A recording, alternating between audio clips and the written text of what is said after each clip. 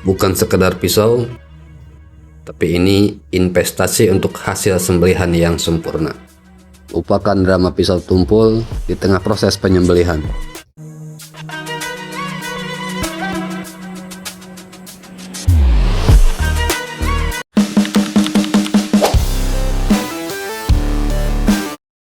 Assalamualaikum, jumpa lagi teman-teman semua para pecinta bilah dimanapun berada, mudah-mudahan dalam keadaan sehat walafiat.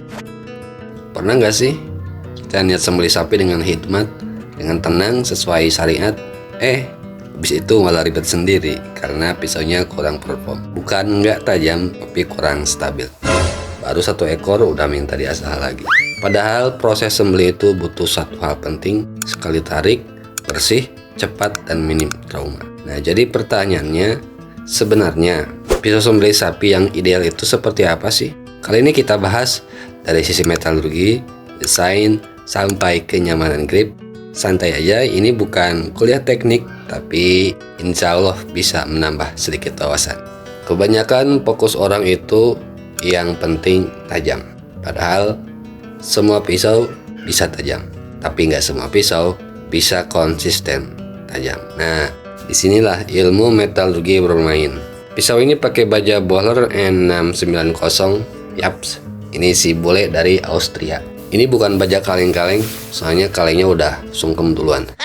Di bawah mikroskop, baja ini punya struktur yang padat dan stabil. Komposisi karbon kurang lebih 1%, kromium 17%, dan kobalt 1,5%. Karbid dari kromium dan vanadium tersebar merata, itulah yang membuatnya tahan aus. Tapi baja bagus tanpa heat treatment yang tepat tidak akan mencapai potensinya, kayak bikin kopi hitam pakai air dingin.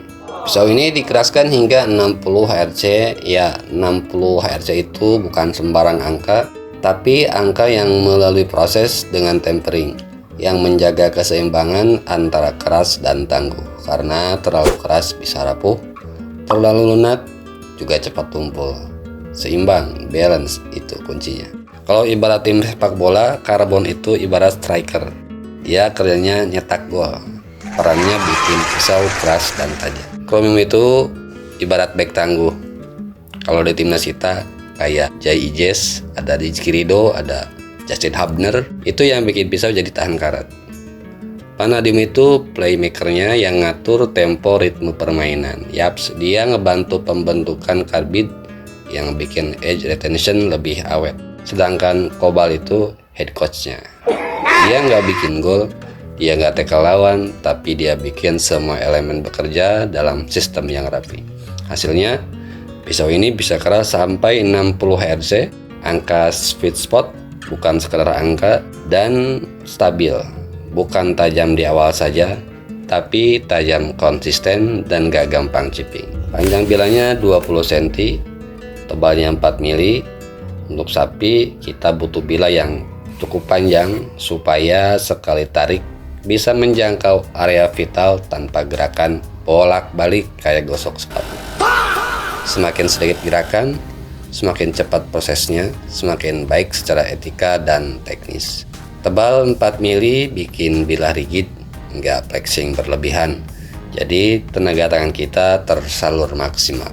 Dan modelnya Bowie. Desain Bowie itu punya belly yang smooth, jadi slicing motion terasa natural, bukan nusuk tapi narik dengan kontrol. Nah, sekarang realitanya di lapangan, tangan kita itu mungkin bisa kena air, darah, atau bahkan lemak. Kalau grip licin, tentu saja ini bisa jadi bahaya. Makanya biar bisa tetap kontrol penuh gagangnya, ini kita pakaiin mikarta, material komposit yang justru makin grippy saat lembab, bukan makin licin. Kontrol tetap stabil, tangan nggak cepat pegal. Sarungnya pakai Kydex, modern, taktis, presisi. Kydex itu termoplastik yang rigid dan tahan air, nggak nyerap cairan, jadi aman saat dibawa atau disimpan. Mau salto dulu sebelum sembelih sapi juga ini tetap aman. Nah, sekarang kalau kita jadi pembeli, yang kita cari itu apa sih?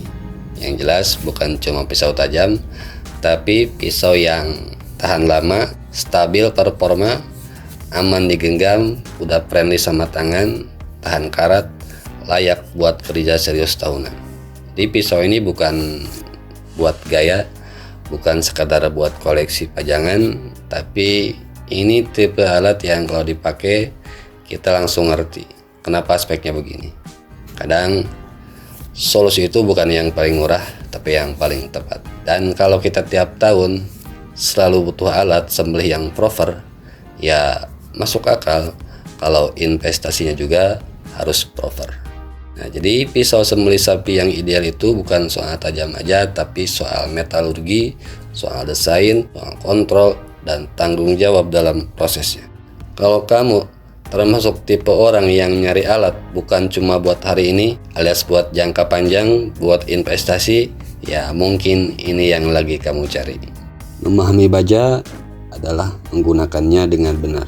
Itu yang membedakan. Karena alat terbaik tetap butuh tangan yang paham, tangan yang handal, dan standar tidak hanya ada di material, tapi juga di cara menggunakannya. Oke, izin pamit dulu. Jangan lupa dicek kolom deskripsinya. Kita jumpa lagi di video berikutnya. Tetap semangat, jangan lupa bersyukur. Wassalam.